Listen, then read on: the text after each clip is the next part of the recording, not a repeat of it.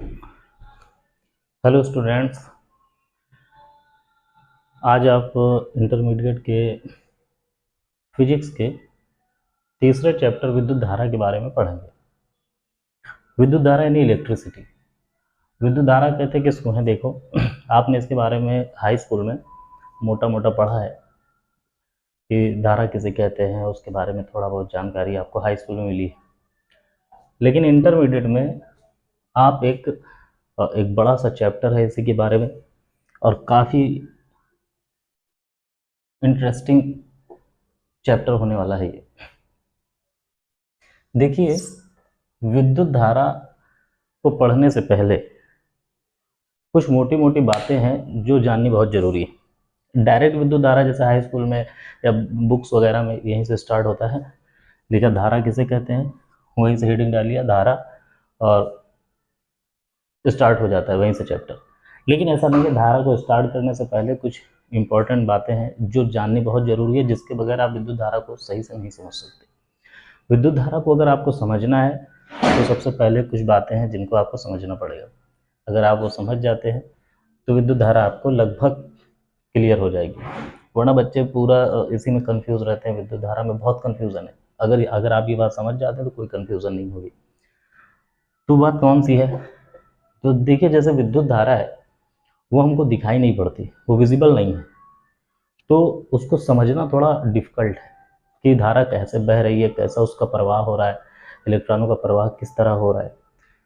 तो जैसे आप ये देखिए, जैसे डैम का पानी, डैम को हमेशा हाइट पे बनाया जाता है, केनाल नीचे होता है, तो डैम का पानी केनाल में जैसे उसका गेट को खोला जाता है, केनाल का डैम का पानी केनाल केनाल पे प्रवाहित होने लगता है और वो हमको दिखाई पड़ता है कि हाँ पानी ऐसे आ रहा है।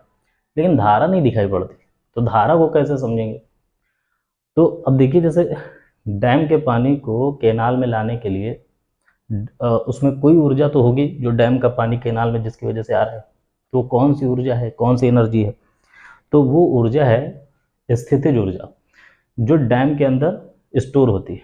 क्योंकि डैम हाइट पे है, केनाल नीचे है, तो डैम के अंदर जो उसके डैम के अंदर पानी में स्टैटिक एनर्जी स्टोर हो जाती है, स्थितिज ऊर्जा स्टोर हो जाती है। और डैम के दरवाजे को जैसे ही ओपन किया जाता है, वो स्थैतिक ऊर्जा के कारण वो कैनाल में पानी फ्लो होने लगता है। उसी तरह किसी उपकरण में या किसी मशीन में जो विद्युत धारा प्रवाहित होती है, वो कैसे प्रवाहित होती है, उसके लिए कौन सी ऊर्जा चाहिए होती है, या वो किस बिना ऊर्जा के कोई काम नहीं हो सकता। तो इसमें कौन सी ऊर्जा चाहिए होती है? वो ऊर्जा है विद्युत वाहक बल, और यहीं से इस चैप्टर की शुरुआत होती है। विद्युत वाहक बल, जिसको इंग्लिश में बोलते हैं इलेक्ट्रोस्टैटिक फोर्स।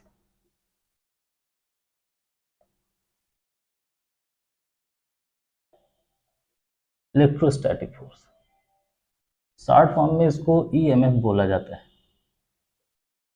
इलेक्ट्रोस्टैटिक नहीं, सॉरी, इलेक्ट्रोमोटिव फोर्स,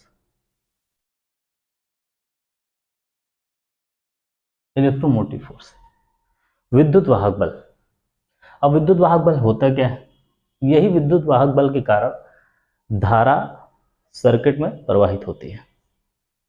जिस तरह स्थितिज ऊर्जा के कारण डैम का पानी केनाल में फ्लो होता है, वैसे ही विद्युत वाहक बल के कारण किसी सर्किट में धारा प्रवाहित होती है। तो चलिए हम जानते हैं कि विद्युत वाहक बल कहते हैं किसको।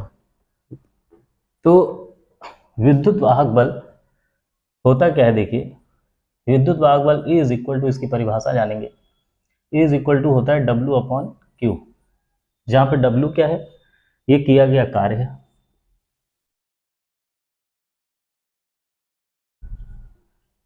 और Q क्या है? ये आवेश है। ये आपको मोटा मोटी पता है। अब देखिए, मैं आपको एक और इम्पोर्टेंट बात बता दूं कि जैसे विद्युत वाहक बल और एक टॉपिक जो आपने सेकंड चैप्टर पढ़ा है, विभवांतर, ये लगभग इनमें काफ़ी सिमिलरिटी पाई जाती है, और काफ़ी बच्चों को ये कन्फ्यूज़न होता है कि ये विद्युत वाहक बल और विभवांतर एक है, मगर ऐसा नहीं है। देखो, ऐसा कन्फ्यूज़न होता क्यों?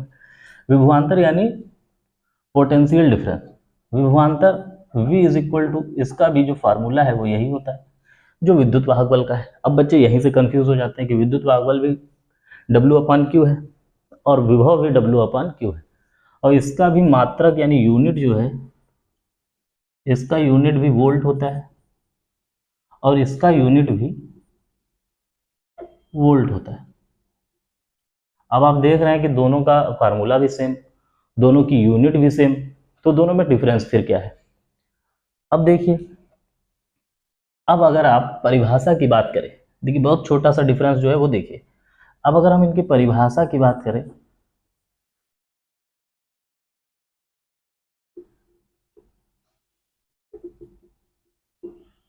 तो इसकी जो डिफिनीशन यानी परिभाषा होती है, यहाँ पे आप सपोज कीजिए अगर Q को 1 कूलाम मान लिया जाए, यानी जो आवेश है अगर वो 1 कूलाम के बराबर हो जाए, तो हम देख रहे हैं कि विद्युत वाहक बल E जो है वो W के बराबर हो जा रहा है। अगर कूलाम को 1 आवेश मान लिया जाए, सॉरी आवेश को 1 कूलाम मान लिया जाए, तो हमारा विद्युत वाहक बल किए गए कार्य के बराबर हो जा रहा है। सेम काम अगर हम यहाँ करें कि अगर Q को 1 यानी आवेश 1 कूलाम मान लिया जाए, तो यहाँ विभव भी किए गए कार्य यानी W के बराबर हो जा रहा है। अब हम देख रहे हैं यार सेम टू सेम, सब तो सेम सेम है, तो फिर डिफरेंस क्या है। तो डिफरेंस ये है, देखिए कि यहाँ के इनके परिभाषा में डिफरेंस है, और परिभाषा के साथ साथ में थोड़ा सा डिफरेंस ये है कि ये बंद परिपथ के लिए लागू होता है, मतलब इंग्लिश में बोले तो क्लोज सर्किट, और ये जो लागू होता है विभवांतर जो होता है वो ओपन सर्किट के लिए होता है, ओपन सर्किट यानी खुला परिपथ। अभी आप डिटेल में इसके बारे में भी जानेंगे कि ओपन सर्किट और क्लोज सर्किट होता क्या है, कब सर्किट ओपन होता है, कब सर्किट क्लोज होता है। तो फिलहाल मैं अभी इसकी डिफिनेशन की बात कर रहा हूँ कि ये फर्क इतना है कि ये बंद परिपथ में इसका डिफिनेशन विद्युत वाहक बल अप्लाई होता है, और ये इसके लिए ये खुला परिपथ के लिए। तो परिभाषा क्या होगी जरा देखेंगे। तो अब देखो यहाँ पे परिभाषा यहाँ से बनाएंगे। देखिए हमेशा याद रखिए फिजिक्स में कभी भी परिभाषा को रटा नहीं जाता है, अगर आप रटेंगे तो कभी ना कभी उसको भूल जाएंगे, आज रटेंगे कल भूल जाएंगे, लेकिन यदि आप यहाँ से समझे होंगे इसको फार्मूले से, तो आप इसको कभी नहीं भूलेंगे। कैसे, तो चलिए देखते हैं। यहाँ मैंने कहा कि यदि आवेश को 1 कूलाम मान लिया जाए, तो जो किया गया कार्य है वो विद्युत वाहक बल कहलाता है, या विद्युत वाहक बल के बराबर होता है। तो परिभाषा क्या बोलेंगे, अब मैंने बताया कि ये बंद परिपथ के लिए लागू होता है, तो यहीं से डिफिनीशन शुरू होती है कि किसी बंद परिपथ में, किसी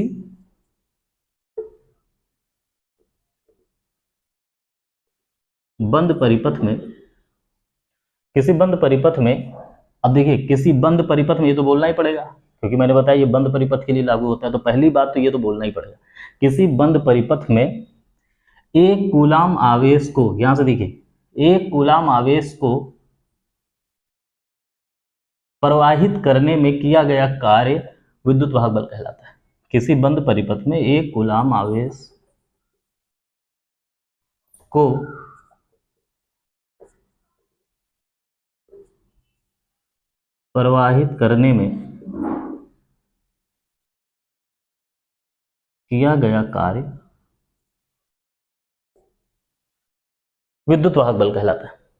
किसी बंद परिपथ में 1 कूलाम आवेश को प्रवाहित करने में किया गया कार्य विद्युत वाहक बल कहलाता है।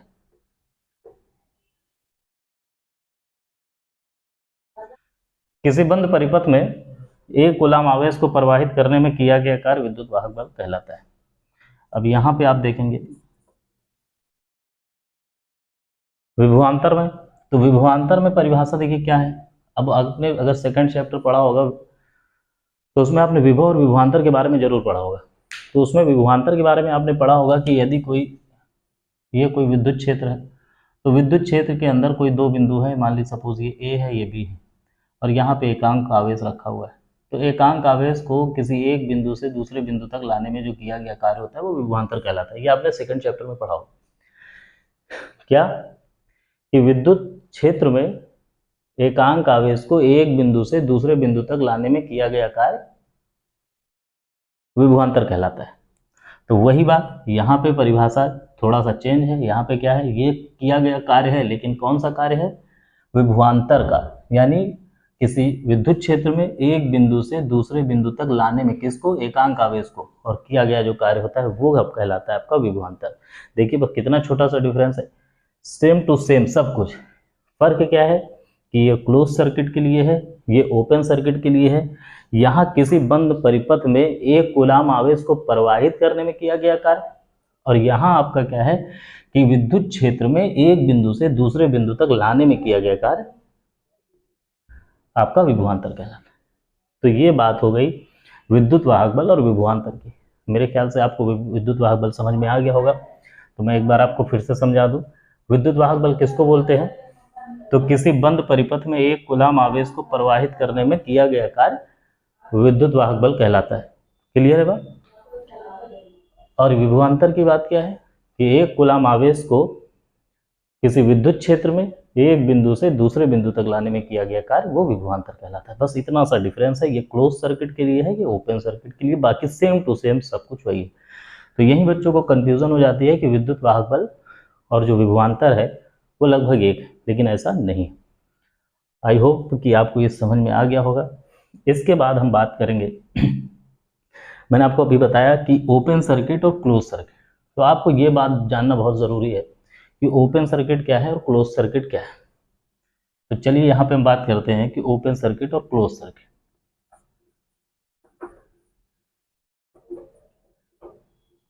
Open circuit and closed circuit, ये दोनों में क्या अंतर है, किसको बोलते हैं।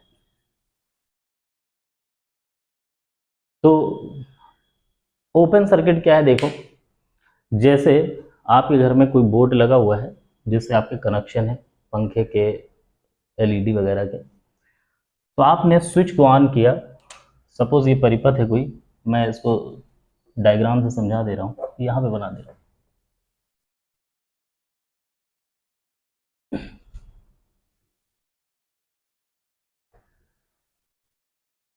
सपोज ये कोई परिपथ है आपका और इसमें जो है ये बल्ब लगा हुआ है।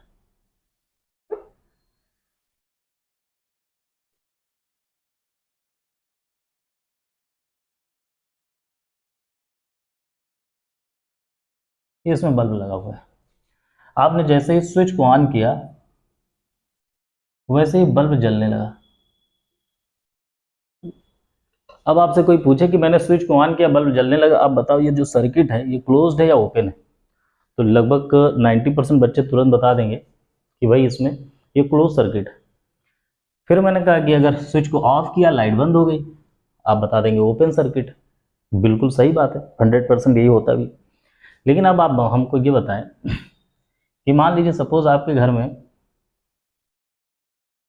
वायरिंग है जो उसमें आपके घर में एसी लगी हुई, अब आपने स्विच को ऑन किया, लाइट आई, आपने स्विच को ऑन किया, आपका बल्ब जल गया, लेकिन जब आपने एसी को चलाया तो आपकी एसी नहीं चली, तो क्या उसमें धारा नहीं प्रवाहित हो रही? धारा उसमें प्रवाहित हो रही है, एसी नहीं चला। इसका क्या मतलब है कि सर्किट ओपन है या क्लोज? तो आप हो सकता है कहें कि क्लोज है, लेकिन कैसे क्लोज है? जब एसी चली नहीं तो कैसे क्लोज है? इसका मतलब अभी सर्किट ओपन है। तो सर्किट ओपन या क्लोज होने का मतलब ये नहीं है कि क्या बोलते हैं, लाइट जले या लाइट ना जले, ये सर्किट ओपन या क्लोज होने का मतलब ये कंपलसरी है कि स्विच को ऑन किया तो धारा प्रवाहित हो, ये कंपलसरी है। लेकिन धारा प्रवाहित हो और उपकरण ना चले तो भी आपका सर्किट जो है वो ओपन सर्किट है। अगर आपने स्विच को ऑन किया और धारा प्रवाहित हुई तो उसमें जो उपकरण आपके घर में है उसको चलना चाहिए, ये भी कंपलसरी है। अगर वो नहीं चला तो सर्किट ओपन है। तो फिर क्या रीज़न है कि धारा प्रवाहित हो रही है तो एसी नहीं चला, या और कोई हैवी डिवाइस है वो नहीं चला, इसका क्या रीज़न है?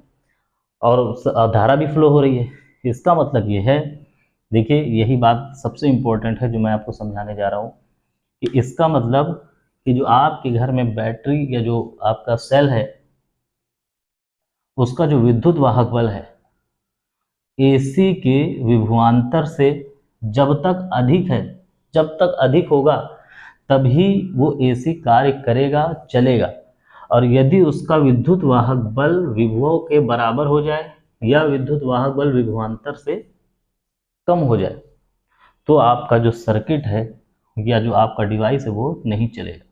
इस सिचुएशन में सिर्फ सर्किट क्लोज्ड होगी, बाकी दोनों सिचुएशन में जो आपकी सर्किट है वो ओपन सर्किट कहलाएगी।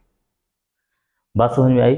नहीं समझ में आई तो एक एग्जांपल से समझे कि जैसे ये आपका डैम है और यहाँ पे आपका केनाल है। अब डैम का पानी केनाल में तभी आएगा जब डैम को हाइट पे बनाया जाएगा। डैम को जब हाइट पे बनाएंगे तभी डैम का पानी केनाल में फ्लो होगा। अब यदि डैम की हाइट को कम करके केनाल के लेवल के बराबर कर दिया जाए, केनाल के लेवल में कर दिया जाए, तो क्या अब इसका पानी इसमें फ्लो होगा? नहीं फ्लो होगा। क्यों? क्योंकि दोनों का लेवल बराबर हो गया। या कम कर दिया जाए तो वैसे भी नहीं फ्लो होगा। तो सेम सिचुएशन इसमें होती है कि यदि विद्युत वाहक बल, सेल का या बैटरी का विद्युत वाहक बल जब तक उस उपकरण के यानी उस डिवाइस के विभवांतर से अधिक है तब तक वो सर्किट क्लोज्ड रहेगी, और यदि बराबर हो गया तो इन दोनों सिचुएशन में ओपन हो जाएगी। क्लियर है? मेरे ख्याल से आपको समझ में आ गया होगा। अगर नहीं समझे तो ऐसा समझ लें कि जैसे जब आप कोई टार्च हो लाते हैं नया, उसमें नया सेल पड़ा होता है तो वो टार्च खूब ब्राइट करता है, बहुत बढ़िया रोशनी उसकी होती है। फिर धीरे धीरे वो टार्च डिम हो जाता है, उसकी लाइट स्लो हो जाती है, फिर एक टाइम आता है कि बिल्कुल जलना बंद हो जाता है। तो लोगों को क्या लगता है कि भाई सेल खराब हो गया, फेंक देते हैं। मगर ऐसा नहीं है, सेल नहीं खराब होता है। फिर होता क्या है कि टार्च में जो बल्ब लगा है उसका जो विभवांतर है और टार्च में जो सेल लगा है उसके विद्युत वाहक बल के या तो बराबर हो गया है या उससे कम हो गया है, तभी जो है वो टार्च नहीं जल रही। जब तक उसमें लगे सेल का विद्युत वाहक बल उस टार्च में लगे बल्ब के विभवांतर से अधिक होगा तब तक वो टार्च जलेगा, और जैसे ही उसका विद्युत वाहक बल उसके विभवांतर के बराबर होगा या विभवांतर विद्युत वाहक बल से कम होगा तो टार्च जलना बंद हो जाएगा, मीन्स वो ओपन सर्किट हो जाएगा। सेल नहीं खराब हुआ, सेल नहीं खराब हुआ, सेल का विद्युत वाहक बल कम पड़ गया, सेल का विद्युत वाहक बल विभवांतर से कम हो गया या बराबर हो गया, इसलिए एक कंडीशन होती है। आप समझ गए होंगे। आप कभी ऐसा चेक कर सकते हैं कि आपके घर में कोई दीवार घड़ी हो, वो जब बंद पड़ जाए तो उसका सेल, लोगों को लगता है सेल खराब हो गया, सेल नहीं खराब, उसका सेल निकाल के आप किसी छोटे खिलौने में लगा दीजिए, वो खिलौना काम करना शुरू हो जाएगा। तो हमको इससे पता चलता है कि सेल नहीं खराब था। तो फिर प्रॉब्लम क्या थी? प्रॉब्लम ये थी कि उसका विद्युत वाहक बल उसमें लगे बल्ब के विभवांतर से कम हो गया था या उसके बराबर हो गया था। जब तक विद्युत वाहक बल अधिक रहा, दीवार घड़ी भी चलती रही, खिलौना भी चलता रहा, टार्च भी जलती रही। जैसे ही ये दो कंडीशन आती हैं, क्या होता है? सर्किट ओपन हो जाती है और आपका डिवाइस काम करना बंद कर देता है। क्लियर है बात? चलिए, इतनी बात हो गई। इसके बाद अब चैप्टर स्टार्ट होगा, और वो चैप्टर स्टार्ट होगा क्या कि सबसे पहली हेडिंग होगी उसकी धारा। चैप्टर तो यही है, विद्युत धारा। तो मैं आपको पहले एक बार जितना पढ़ा है उसको मैं रिवाइज कर दे रहा हूँ, फटाफट आप 1 मिनट में समझ लें। सबसे पहले मैंने आपको बताया कि विद्युत धारा विजिबल नहीं होती। विजिबल नहीं होती इसलिए हमको समझ में नहीं आता कि विद्युत धारा किधर से किधर को फ्लो हो रही है। तो इसके लिए जैसे हमने बताया कि इसीलिए थोड़ी सी प्रॉब्लम होती है उसको समझने में। लेकिन जैसे हम डैम का पानी, मैंने बताया कि केनाल में फ्लो होता है तो डैम हाइट पे होता है, केनाल लो लेवल पे होता है। तो जैसे ही दरवाज़ा उसको खोलते हैं डैम का पानी बहने लगता है केनाल में। क्यों? क्योंकि डैम हाइट पे होने की वजह से उसके अंदर जो स्थितिज ऊर्जा है वो स्टोर हो जाती है। उसके अंदर स्थितिज ऊर्जा स्टोर होती है और जैसे ही दरवाज़ा खोलते हैं वो स्थितिज ऊर्जा ही उसको केनाल में फ्लो करवा देती है। तो मतलब उसको डैम का पानी केनाल में आने का जो मेन रीज़न है वो है स्थितिज ऊर्जा जो डैम के अंदर स्टोर है। तो अब किसी सर्किट में जो धारा प्रवाहित हो रही है उसके लिए कौन सी ऊर्जा चाहिए? उसके लिए भी ऊर्जा चाहिए। तो उसके लिए जो ऊर्जा होती है उसका नाम है विद्युत वाहक बल। देखिए उसका नाम ही पता है, विद्युत वाहक बल, मतलब विद्युत को ले जाने वाला बल विद्युत वाहक बल कहलाता है। तो मैंने विद्युत वाहक बल, तो सबसे पहले विद्युत वाहक बल, इसको इंग्लिश में इलेक्ट्रोमोटिव फोर्स बोलते हैं, शॉर्ट फॉर्म में ईएमएफ कहा जाता है। अब विद्युत वाहक बल होता क्या है मैंने अभी बताया, फिर आपको कंपेयर करके कि potential difference and electromotive force, यानी विद्युत वाहक बल और विभवांतर ये लगभग सेम टू सेम एक जैसे होते हैं। एक जैसे मतलब एक जैसे होते नहीं है, लगभग दिखने में सेम सेम लगते हैं मगर होते नहीं है। जैसे विद्युत वाहक बल का फार्मूला है W/Q, विभवांतर का फार्मूला भी है W/Q, V = W/Q, E = W अपान क्यू, दोनों का फार्मूला सेम टू सेम है। अब बच्चों को कंफ्यूजन होगी कि फार्मूला तो सेम है। फिर मैंने यूनिट की बात की, यूनिट भी वोल्ट, इसकी भी यूनिट वोल्ट। फिर मैंने कहा यदि आवेश को 1 कूलाम मान लिया जाए तो विद्युत वाहक बल डब्ल्यू के बराबर हो जाएगी, बटे में 1 हो जाएगा, बटे में 1 लिखा नहीं जाता, तो E is equal to W हो जाएगा। सेम काम यहाँ, अगर क्यू को 1 कूलाम मान लिया जाए तो यहाँ V is equal to W के बराबर हो जाएगा। तो अब पूरा यहाँ तक देखें सेम टू सेम है, तो अब कोई मतलब बच्चा जिसको नहीं आइडिया होगा, जिसको नहीं पता होगा, तो बोलेगा सेम टू सेम है, सब तो बराबर है, एक जैसा है। तो फिर डिफरेंस क्या है? डिफरेंस मैंने फिर ये बताया कि जो विद्युत वाहक बल होता है ये किसी क्लोज्ड सर्किट यानी बंद परिपथ के लिए होता है, बंद परिपथ में होता है। जो विभवांतर है वो ओपन सर्किट के लिए होता है। कैसे देखिए, तो इसकी परिभाषा में डिफरेंस क्या है भाई जब आवेश को 1 कूलाम माना तो जो W यानी किया गया कार्य है वो विद्युत वाहक बल के बराबर हो गया, या किया गया कार्य ही विद्युत वाहक बल हो गया। तो परिभाषा क्या, किसी बंद परिपथ में, मैंने क्या बताया कि विद्युत वाहक बल बंद परिपथ के लिए ही इस्तेमाल किया जाएगा। किसी बंद परिपथ में 1 कूलाम आवेश को प्रवाहित करने में, कोई ये बंद परिपथ है, सपोज ये कोई परिपथ है, सपोज ये परिपथ है, ठीक है ना, ये बल्ब लगा है, ये कुंजी हो गई, ये आपका बैटरी हो गई। अब इसमें 1 कूलाम आवेश प्रवाहित करेंगे तो किया कार्य करना पड़ेगा। तो 1 कूलाम आवेश को प्रवाहित करने में जो किया गया कार्य होता है वो विद्युत वाहक बल कहलाता है। क्लियर है बात? अब यहाँ पे देखें, यहाँ पे मैंने बताया विभवांतर की बात, तो विभवांतर आप सेकंड चैप्टर में पढ़ चुके, फिर भी कि क्या होता है कि 1 कूलाम आवेश विद्युत वाहक किया गया कार्य विभवांतर के बराबर होता है यदि आवेश 1 कूलाम हो। तो इसकी परिभाषा क्या है कि किसी विद्युत क्षेत्र में, विद्युत क्षेत्र के अंदर, किसी विद्युत क्षेत्र में, सपोज ये विद्युत क्षेत्र है, किसी विद्युत क्षेत्र में एकांक आवेश को एक बिंदु से दूसरे बिंदु तक लाने में किया गया कार्य विभवांतर कहलाता है। बस इतना सा डिफरेंस है, ठीक है ना। तो ये बात समझ गए, एकांक आवेश को एक बिंदु से दूसरे बिंदु तक लाने में किया गया कार्य विभवांतर होता है, और किसी बंद परिपथ में 1 कूलाम आवेश को प्रवाहित करने में किया गया कार्य विद्युत वाहक बल कहलाता है। अब मैंने यहाँ 2 बातें आपको बताई कि ये बंद परिपथ और खुला परिपथ, ओपन सर्किट, क्लोज सर्किट क्या है। तो मैंने यहाँ पे भी आपको बताया कि यदि विद्युत वाहक बल का मान विभवांतर से अधिक है तब तो सर्किट क्लोज्ड है। यदि विद्युत वाहक बल का मान विभवांतर से बराबर है या विभवांतर से कम है तो वो सर्किट ओपन सर्किट है। क्लियर है बात? इसका एग्जाम्पल मैंने बता दिया है, आई होप आप समझ गए होंगे। अब आप इसका अगर चाहे तो स्क्रीनशॉट ले लें या इसके बाद आगे देखेंगे।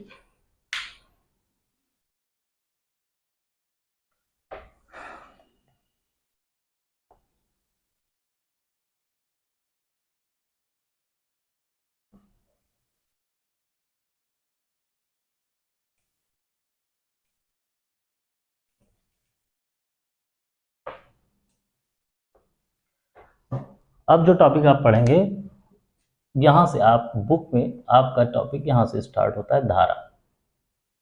धारा किसे कहते हैं? धारा मीन्स करंट। धारा किसे कहते हैं? करंट क्या होता है? तो करंट के बारे में आप हाई स्कूल में पढ़ चुके हैं, I is equal to Q upon T. I is equal to Q upon T, यानी आवेश प्रवाह की दर समय जब भी बटे में हो, जब भी समय बटे में हो तो हम उसको दर पढ़ते हैं। ऊपर क्या है? आवेश प्रवाह, आवेश है तो आवेश प्रवाह की दर धारा कहलाती है। आवेश प्रवाह की दर को धारा कहते हैं। ये इसकी बेसिक डिफिनीशन है, आपने इसको हाई स्कूल में भी पढ़ा है। अब सपोज यहाँ पे t को 1 मान लिया जाए, 1 सेकेंड, एक अंक मान लिया जाए। यदि समय 1 सेकेंड हो तो I is equal to Q के बराबर हो जाएगा। देखिए ये 1 हो जाए तो अपॉन में 1 लिखा नहीं जाता, तो क्यू I बराबर क्यू हो जाएगा। तब परिभाषा क्या बनेगी? एकांक समय में प्रवाहित आवेश को धारा कहते हैं। किसी परिपथ में, आप ये बोल सकते हैं, बिल्कुल बोलेंगे, किसी परिपथ में एकांक समय में, यहाँ देखिए, किसी परिपथ में एकांक समय में प्रवाहित आवेश को धारा कहते हैं। क्लियर है बात? समय को एकांक माना गया, समय को एक मान लिया गया, एकांक समय में किसी परिपथ में प्रवाहित आवेश को धारा कहते हैं। देखिए हमेशा मैंने बताया कि रटना नहीं है, फिजिक्स को जो रट के पढ़ेगा वो भूल जाएगा, वो हमेशा कंफ्यूज रहेगा। जो फिजिक्स को समझ के पढ़ेगा, सारी बात यहाँ लिखिए। अब आप इसको लैंग्वेज में केवल कन्वर्ट कर लीजिए। यहाँ पे आवेश प्रवाह है, ऊपर बटे में समय होता है तो दर बोलते हैं, तो आवेश प्रवाह की दर को धारा कहते हैं। यहाँ टी को 1 सेकंड मान लिया जाए, समय को इकाई मान लिया जाए, तो जब समय को इकाई मान लेंगे तो क्या होगा, आई क्यू के बराबर हो जाएगा। मतलब परिभाषा क्या बनेगी, एकांक समय में प्रवाहित आवेश को धारा कहते हैं। ये हो गया। अब सपोज यहाँ Q को भी एकांक मान लीजिए, if Q is equal to 1 coulomb and T is equal to 1 second, तब आप देखो, तब हम देखेंगे कि जो I है वो 1 के बराबर हो जाएगा। Q भी 1, T भी 1, तो 1/1 मतलब 1, और धारा का मात्रक एम्पियर होता है, तो I is equal to 1 ampere. तो अब एग्जाम में एक क्वेश्चन पूछा जाता है, वो इंपॉर्टेंट क्वेश्चन है, कई बार बोर्ड परीक्षा में, कई बार नहीं, लगभग 1-2 साल छोड़ के तो हर बार पूछा जाता है कि 1 एम्पियर की परिभाषा,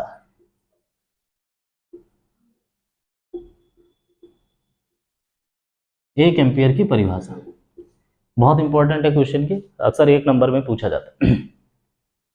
तो 1 एम्पियर की परिभाषा यहीं से निकल, जो आपने ये सिचुएशन बनाई है, इसी सिचुएशन से इस परिभाषा को निकाल सकते हैं। कैसे, देखो यहाँ पे मैंने बताया कि आवेश को 1 कूलम मान लिया गया, समय को 1 सेकंड मान लिया गया, तो धारा 1 एम्पियर के बराबर हो गई। तो अब आप देखो डिफिनीशन कैसे बोलेंगे, यदि 1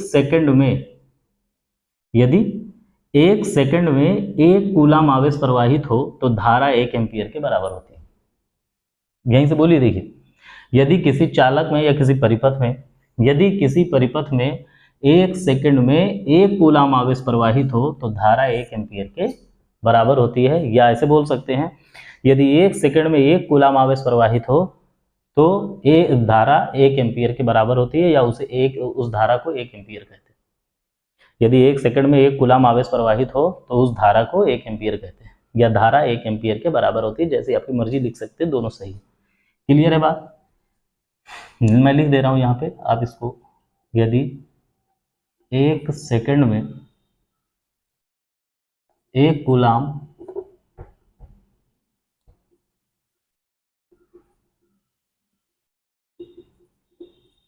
आवेश प्रवाहित हो तो धारा 1 एम्पियर के बराबर होती है। ये देखिए, अभी किसी को कोई डाउट हो कहीं पे तो कमेंट में बता सकता है कि ये बात नहीं समझ में आई, या किसी को अपनी तरफ से कुछ पूछना है तो पूछ सकता है कमेंट करके। मैं एक बार इसको फिर से रिवाइज कर दूं रहा हूँ। मैंने बताया कि धारा क्या होती है, आवेश प्रवाह की दर को धारा कहते हैं। हमेशा याद रखिए, समय जब बटे में होता है तो उसको दर पढ़ते हैं। ऊपर क्या है, क्यू आवेश होता है, तो आवेश प्रवाह की दर को धारा कहते हैं। फिर मैंने कहा कि यदि समय को 1 सेकंड मान लिया जाए तो बटे में समय टी जो है वो 1 अगर हो जाए 1 सेकंड, तो धारा आई जो है वो क्यू के बराबर, बटे में 1 हो गया तो ऊपर आई क्यू के बराबर हो गया। यानी तब परिभाषा क्या बनेगी, यहाँ पे भी आप एक परिभाषा लिख सकते हैं यहाँ पे कि 1 सेकंड में या एकांक समय में प्रवाहित आवेश को धारा कहते हैं। किसी चालक तार में या किसी परिपथ में एकांक समय में प्रवाहित आवेश को धारा कहते हैं। यहीं से परिभाषा बनेगी, कहीं से और एक्स्ट्रा नहीं कि अलग से अपनी मर्जी, सब यहीं से लिखा हुआ है। सिर्फ इसको आपको डिफिनीशन में कन्वर्ट कर लेना है, लैंग्वेज में कन्वर्ट कर लेना है। फिर यहाँ पे देखिए, फिर मैंने कहा यदि आवेश 1 कूलम हो और जो समय है वो 1 सेकंड हो, दोनों को इकाई मान लिया जाए तो धारा 1 एम्पियर के बराबर। ऑब्वियसली देखो यहाँ पे समय ऊपर भी 1 नीचे भी, Q को 1 माना, T को 1 माना, तो 1/1 मतलब 1, यानी धारा 1 एम्पियर के बराबर हो गई। कब, जब आवेश 1 कूलम है, समय 1 सेकंड है। तो आप परिभाषा यहाँ से क्या लिखेंगे कि जो धारा का मात्रक 1 एम्पियर होता है, तो एग्जाम में परिभाषा आती है कि 1 एम्पियर की परिभाषा लिखिए। तो 1 एम्पियर की परिभाषा कैसे लिखेंगे मैंने कहा यहाँ से परिभाषा देंगे, यदि 1 सेकंड में, क्या ऐसे पहले आगे बढ़ा ले, किसी चालक तार में या किसी परिपथ में, ये आगे बढ़ा सकते हैं, तो यदि किसी चालक तार में 1 सेकंड में 1 कूलम आवेश प्रवाहित हो तो धारा 1 एम्पियर के बराबर होती है। देखिए कितना आसान है, बस आप रटना नहीं है, सिस्टमैटिक आप देखिए, उसको याद करिए, आधा तो आप यहीं से समझ जाएंगे। बस आप इसको देखिए और अच्छे समझने की कोशिश करिए। मैं एक बार फिर से रिवाइज कर रहा हूँ, किसी चालक तार में या किसी परिपथ में 1 सेकंड में 1 कूलाम आवेश यदि प्रवाहित हो तो धारा 1 एम्पियर के बराबर होती है, या उस धारा को 1 एम्पियर कहते हैं। क्लियर है? तो आज का क्लास इतना ही। इसके आगे की क्लास कल शुरू की जाएगी। कल ठीक है, कल होगी इसके आगे की क्लास। आज के लिए इतना ही। Thank you very much.